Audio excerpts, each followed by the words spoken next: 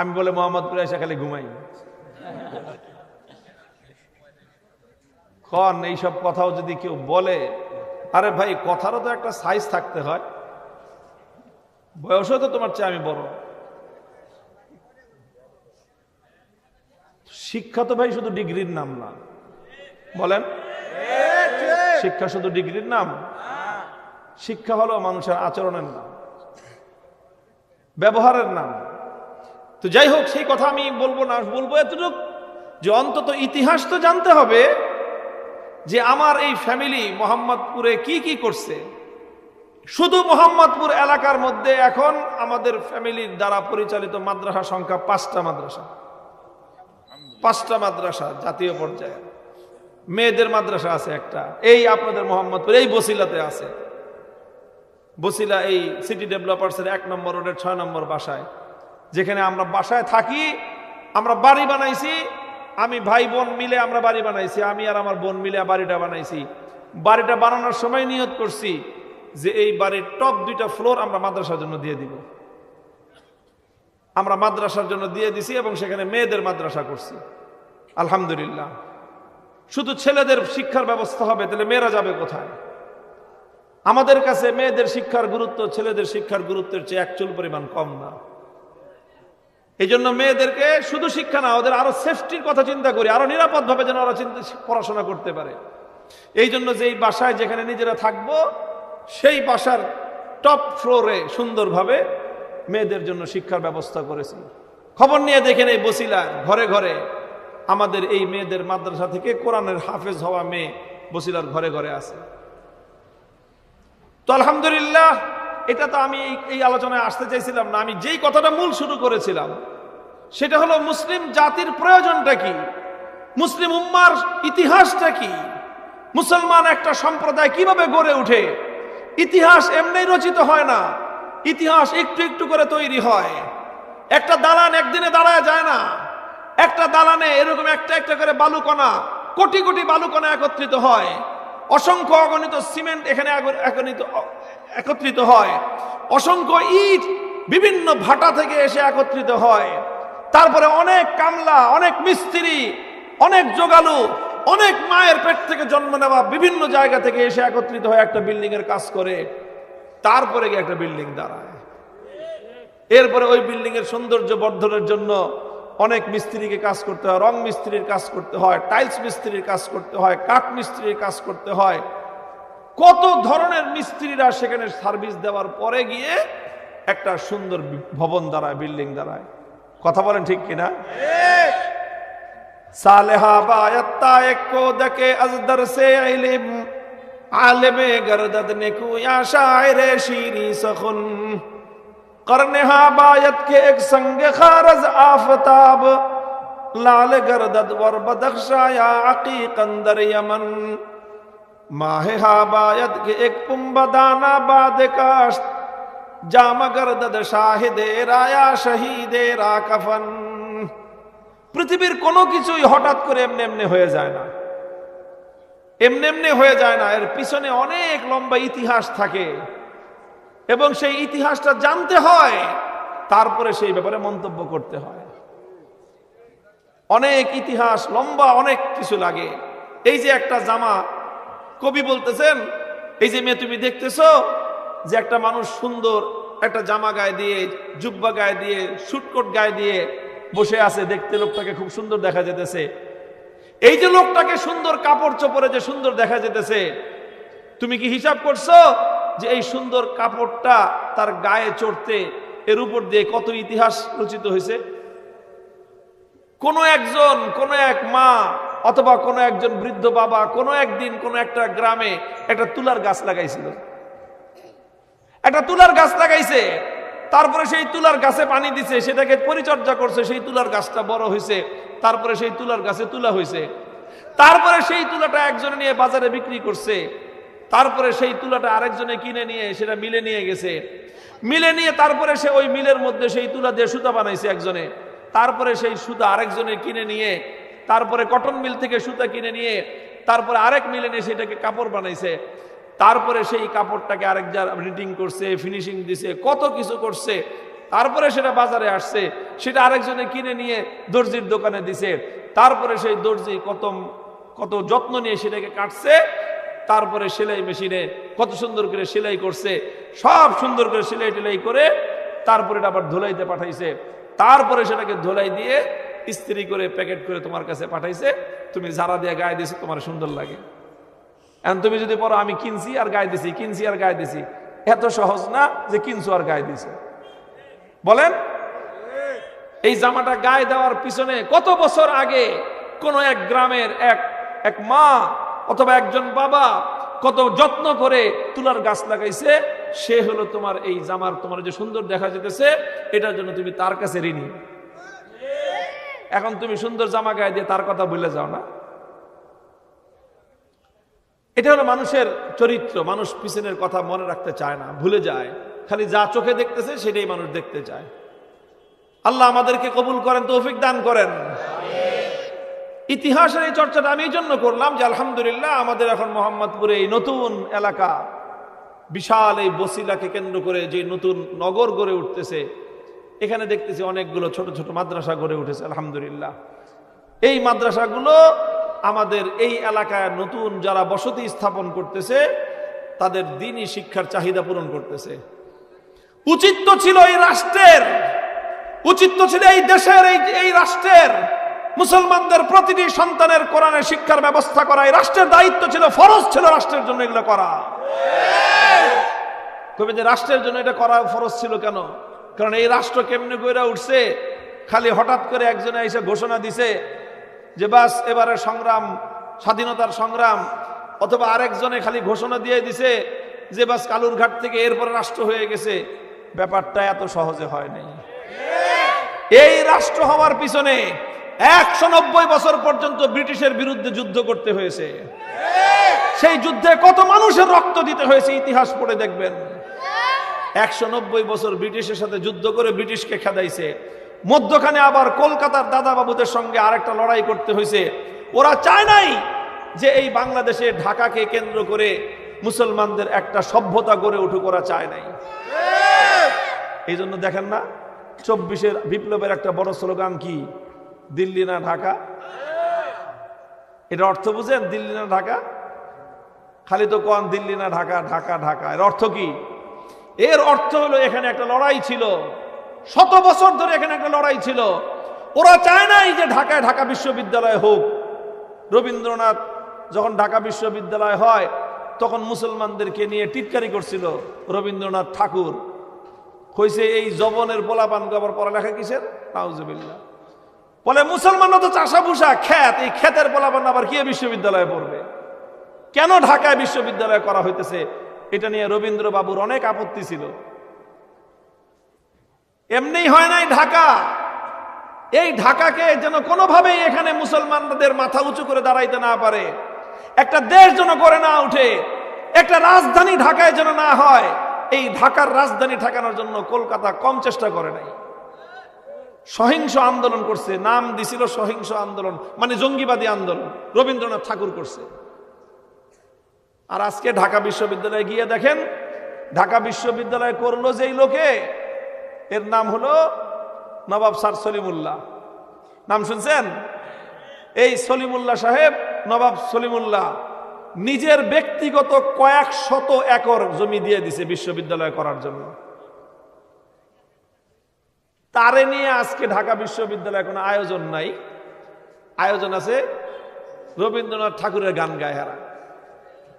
নিজের বাপরে বাপ ডাকতে লজ্জা লাগে, আর আরেক বেটারে বাপ ডাকতে তোমাদের খুব মজা লাগে। ফাজিল গুলি জানি কথাকার। ইতিহাস পড়বেন, জানবেন এগুলা। বাংলাদেশ এমনি হয় নাই। এই ঢাকা যেমন, ঢাকার যেন উত্থান হয়, ঢাকা যেন আধুনিক হয়, ঢাকা যেন বড় হয়, এটা কোনোদিন কলকাতা চায় নাই।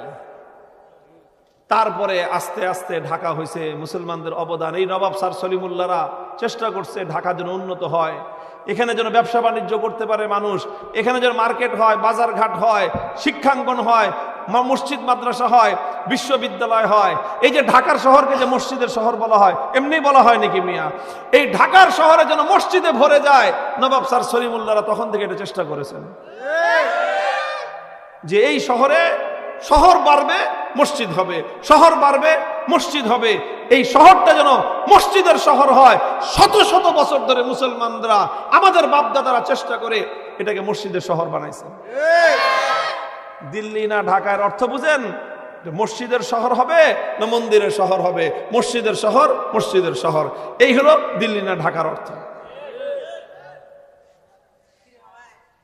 এরপরে 190 বছর লড়াই করতে হয়েছে ব্রিটিশের বিরুদ্ধে, 24 বছর লড়াই করতে হয়েছে পশ্চিম পাকিস্তানি খান পাঠানদের বিরুদ্ধে, 214 বছর লড়াই করার পরে এরপরে 7ই মার্চ এবারের সংগ্রাম, স্বাধীনতার সংগ্রাম।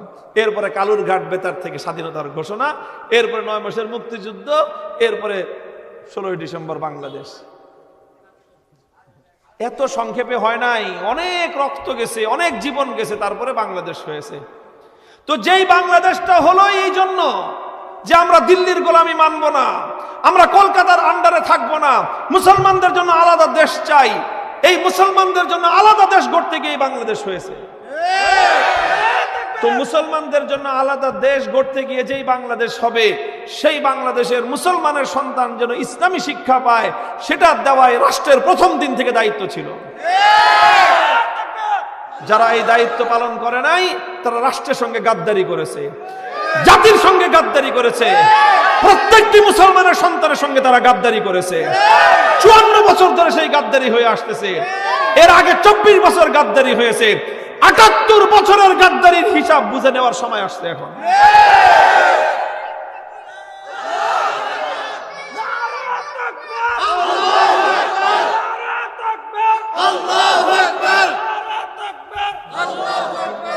কত বছর পেলাম? 78 বছর। খালি 54 বছর না মিয়া, 24 বছরের পাকিস্তানের আমল, ওরাও তো গাদ্দারি করে গেছে। ওরা বলছিল যে এই দেশে কোরআনের শাসন আসবে, ইসলামের শাসন আসবে, তোমরা আমাদেরকে সমর্থন দাও। আমাদের থেকে সমর্থন নিয়ে 24টা বছর গাদ্দারি করছে, বেঈমানি করছে পাকিস্তানি খান পাঠানরা। ওরাও গাদ্দারি করে গেছে। এরপরে 54 বছর ধরে শুধু গাদ্দারি হচ্ছে। এই 78 বছরের গাদ্দারির ইতিহাস আমাদের বাংলাদেশের ইতিহাস। এই রাষ্ট্র এমন ভাবে চালাতে হবে, রাষ্ট্রীয় ব্যবস্থাপনায় আমাদের প্রত্যেকটা সন্তানের কোরআনী শিক্ষার আয়োজন হইতে হবে। বলবেন তাহলে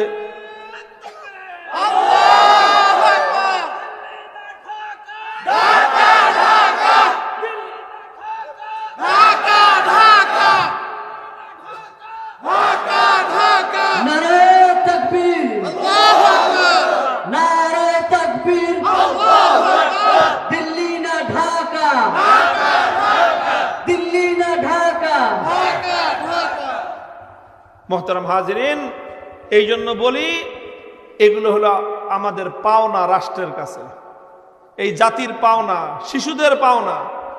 বলবেন তাহলে কোরআন শিখাইবে, অন্য শিক্ষার মেডিকেলে ডাক্তার হবে কেমনে, ইঞ্জিনিয়ার হবে কেমনে, এগুলো সব হবে।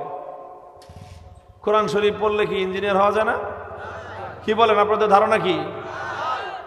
সব হবে, সব হবে, কিন্তু একটা সাবজেক্ট তো থাকবে, যেটা আমার বাচ্চারা ছোট শিশুকালেই প্রাইমারি স্কুলে গিয়ে বিশুদ্ধভাবে কোরআন শিখতে পারে, এটা থাকবে। হাই স্কুলেও এখন ধর্ম সাবজেক্ট আছে, কিন্তু ধর্ম সাবজেক্ট আছে, টিচার নাই। দেখা যায় যে অনেক সময় হিন্দু টিচার গিয়ে পড়াইতেছে ইসলাম ধর্ম শিক্ষা, সে পড়ায় হযরত মুহাম্মদ দ বিসর্গ, হযরত ওমর র বিসর্গ।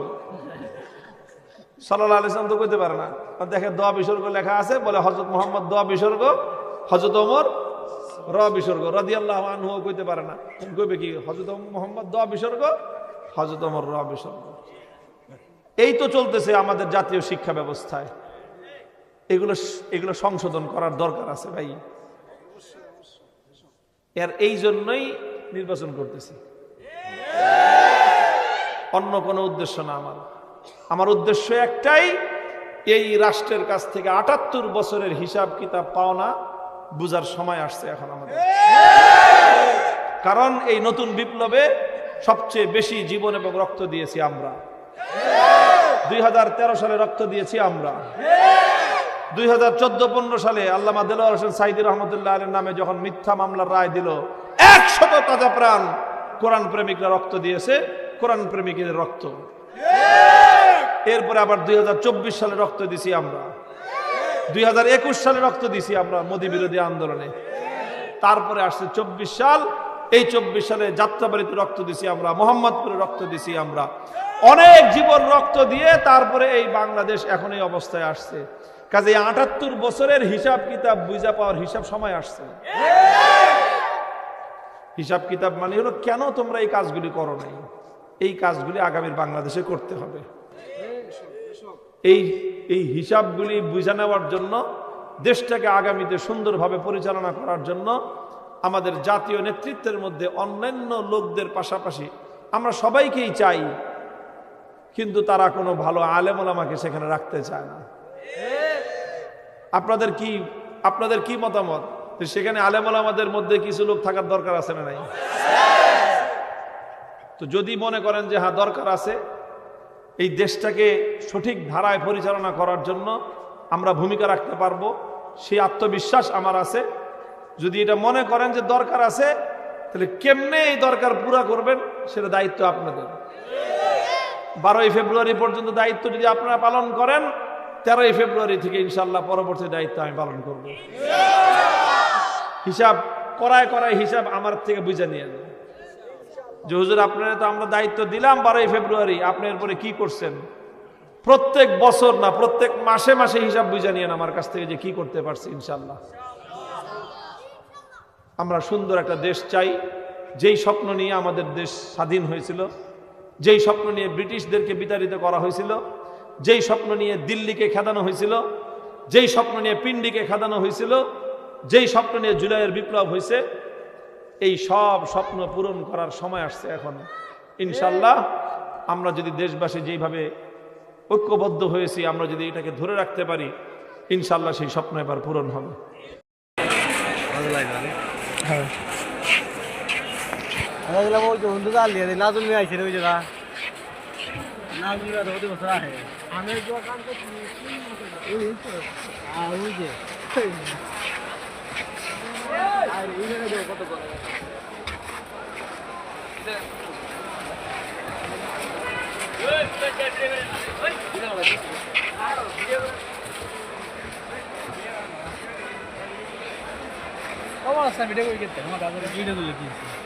ভিডিও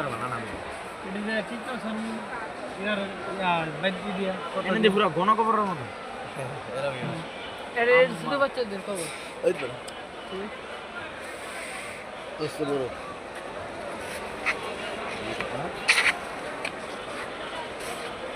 সামনে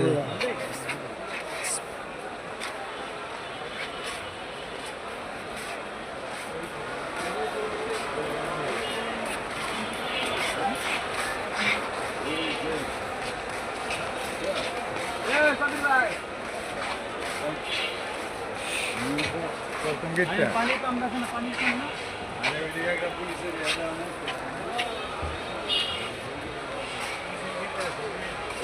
লাল বাচ্চা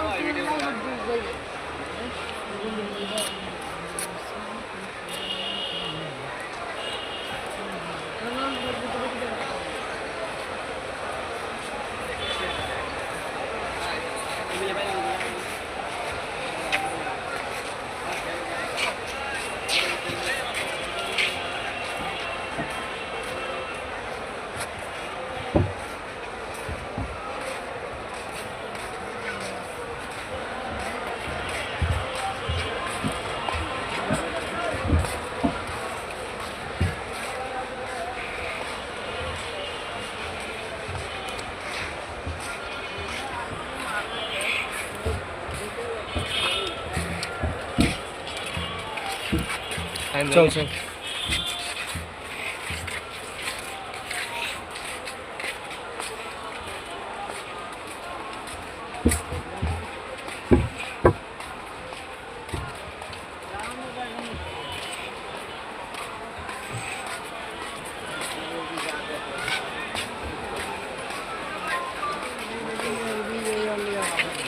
হ্যালো, হ্যাঁ কই আছো?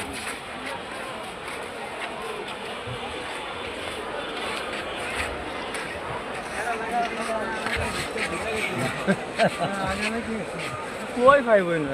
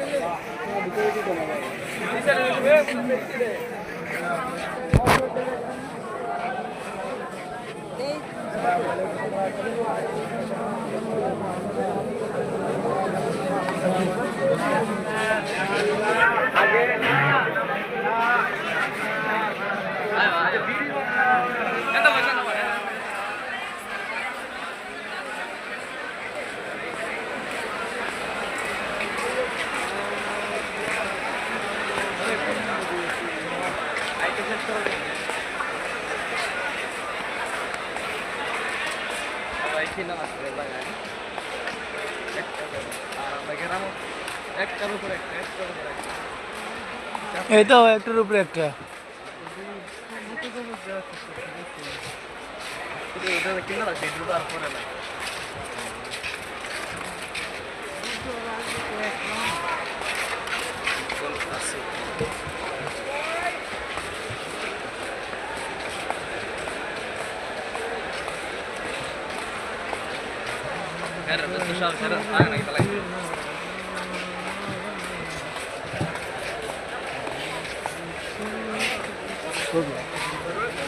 লালের ডরন দিয়ে ভিডিও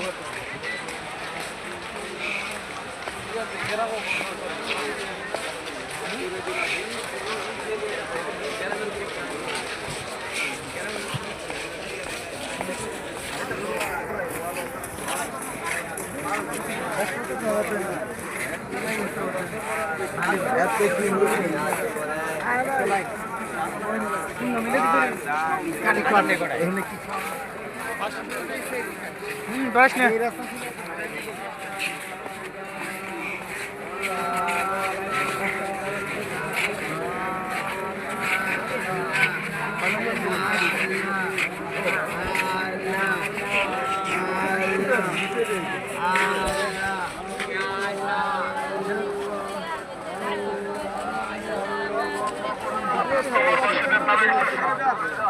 স্যার আমি একজন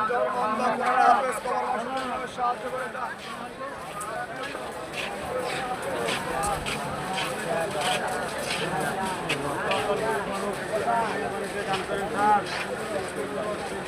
অচল অন্ধ গরিব আল্লাহ বাজার অন্ধ গরিব